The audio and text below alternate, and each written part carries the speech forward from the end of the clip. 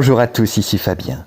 Installez-vous confortablement, prenez une profonde inspiration par le nez et expirez tout l'air de vos poumons comme pour libérer un trop-plein. Posez vos mains sur votre ventre, ce centre sacré de vos émotions et de votre liberté, et autorisez-vous à être pleinement vous-même dans cet espace de non-jugement. Soyez les bienvenus dans ce 50e épisode de notre podcast, le 6e chapitre de notre saison 8 consacré au murmure de l'âme. Nous y voilà, nous touchons aujourd'hui au point culminant de notre voyage à travers les 5 grandes blessures de l'âme. Après avoir traversé le rejet, l'abandon, la trahison et l'injustice, nous plongeons aujourd'hui au cœur d'une souffrance intime, souterraine, souvent cachée sous le tapis de nos tabous, la blessure d'humiliation. Si vous avez l'impression de porter la misère du monde sur vos épaules, si vous vous oubliez constamment pour réparer les erreurs des autres, si vous éprouvez une culpabilité rampante dès que vous prenez du plaisir ou du temps pour vous, ou si vous êtes hanté par la peur de la honte, du ridicule et du rabaissement, cet épisode est votre clé de délivrance. Aujourd'hui, nous n'allons pas pleurer sur nos genoux écorchés, nous allons regarder cette blessure à travers les yeux souverains de votre âme. Nous allons comprendre pourquoi elle a choisi ce défi ultime pour briser la plus résistante des prisons de l'ego et révéler votre pure dignité divine. Bienvenue dans le feu d'artifice de votre libération. On se retrouve dans quelques secondes, juste après le générique. À tout de suite.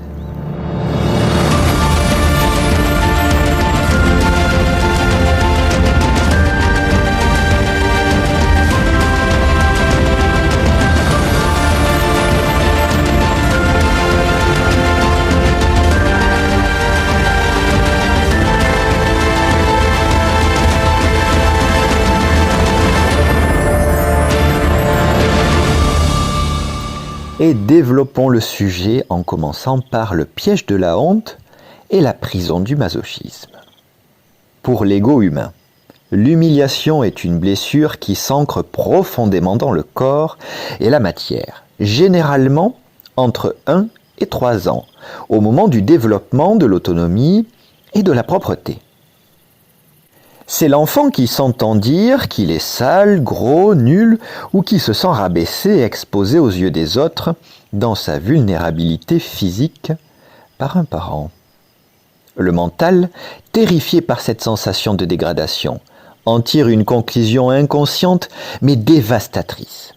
Si je suis libre et si je m'écoute, je suis sale et je fais honte. Je dois donc me punir moi-même avant que les autres ne le fassent.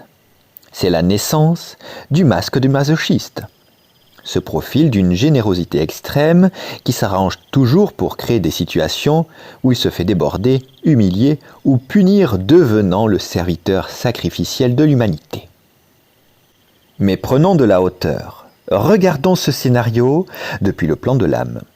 L'âme qui choisit d'expérimenter la blessure d'humiliation est une âme qui possède une mémoire originelle de la pure splendeur et de la liberté absolue.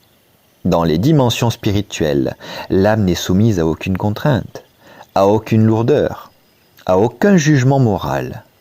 Elle est pure lumière, pure joie, pure expansion. En descendant dans la densité de la chair et des tabous humains, cette âme fait l'expérience d'un enfermement extrême. L'âme qui accepte le contrat de l'humiliation ne le fait pas par punition karmique, mais pour une raison d'une puissance inouïe. Elle vient tester l'invulnérabilité de sa valeur spirituelle. En vivant le rabaissement dans la matière, l'âme se donne le défi de découvrir que sa dignité ne dépend d'aucune étiquette humaine, d'aucun regard moralisateur, d'aucun échec physique. Elle plonge dans la boue de l'illusion humaine pour prouver que le diamant qu'elle est reste intact, même sous les pieds de l'ego. Penchons-nous maintenant sur le miroir du sacrifice ou le fardeau des autres. Dans sa vie de tous les jours, le porteur de l'humiliation est le champion toute catégorie de l'autosabotage bienveillant. Il prend sur lui les problèmes de sa famille, de ses amis, de ses collègues. Il se rend indispensable pour mériter sa place. Mais en faisant cela, il prive les autres de leur propre responsabilité et s'épuise.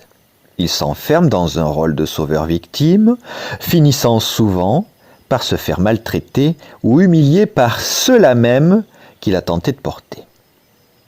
Analysons ce mécanisme sous l'angle de la conscience supérieure. Pourquoi l'univers permet-il que plus vous vous sacrifiez pour les autres, moins il vous respecte? La vérité spirituelle va faire grincer l'ego, mais elle libère l'être. Le manque de respect extérieur n'est que le reflet du manque de liberté et de dignité que vous vous accordez à vous-même. Lorsque vous portez le sac à dos émotionnel d'un autre au détriment de votre propre santé, vous ne faites pas preuve d'amour, vous faites preuve de masochisme. Vous dites inconsciemment à l'univers « Mon bien-être ne compte pas. Je ne vaux pas la peine qu'on me respecte dans mes limites. » L'univers, par sa pure résonance, va alors matérialiser ce manque de respect à travers des situations humiliantes. Votre âme orchestre ces blocages pour vous forcer à lâcher le fardeau des autres. Les humiliations à répétition sont des rappels cosmiques qui hurlent « Pose ce sac.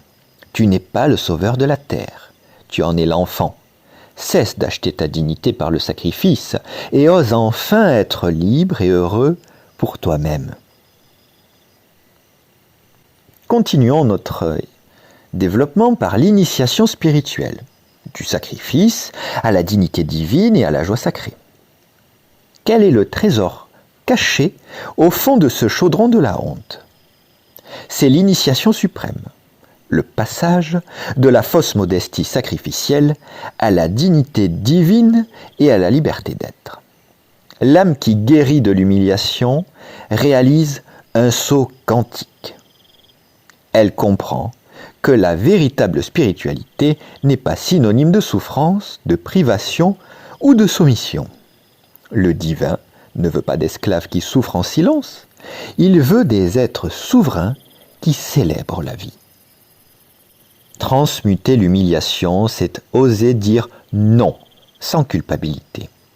C'est poser des limites claires et sacrées autour de son temple intérieur. C'est s'autoriser à jouir des plaisirs de la vie, de la matière, du corps, sans ressentir cette petite voix qui murmure que c'est mal ou que c'est sale.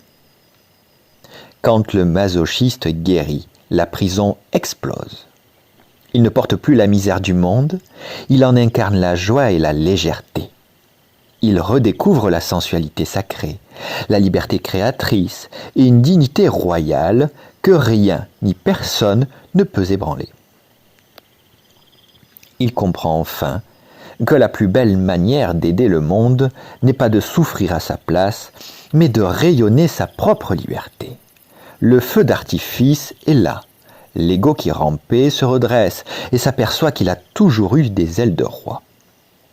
Alors, l'exercice pratique du jour pour aider le plein potentiel à se libérer, je l'ai nommé la restitution des fardeaux et l'ancrage de la dignité. Pour libérer votre plein potentiel et consumer les mémoires de honte et de sacrifice, je vous propose ce rituel énergétique de libération et de redressement. Comme d'habitude, vous aurez en minuteur l'exercice pratique pour revenir dessus. Je vous invite à l'écouter une première fois et à le faire en second. Tenez-vous debout, les pieds bien ancrés dans le sol, sans chaussettes et sans chaussures, pieds nus. Imaginez que vous portez une immense et lourde cape invisible sur vos épaules qui représente tous les fardeaux, les culpabilités et les hontes des autres que vous avez accepté de porter. Prenez une immense inspiration en montant vos épaules vers vos oreilles, en contractant tout votre corps, comme ceci.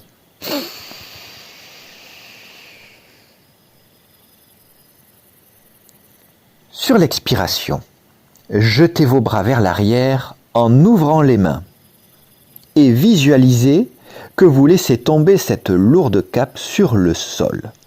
Laissez-la glisser. Sentez la légèreté immédiate dans vos cervicales et vos épaules.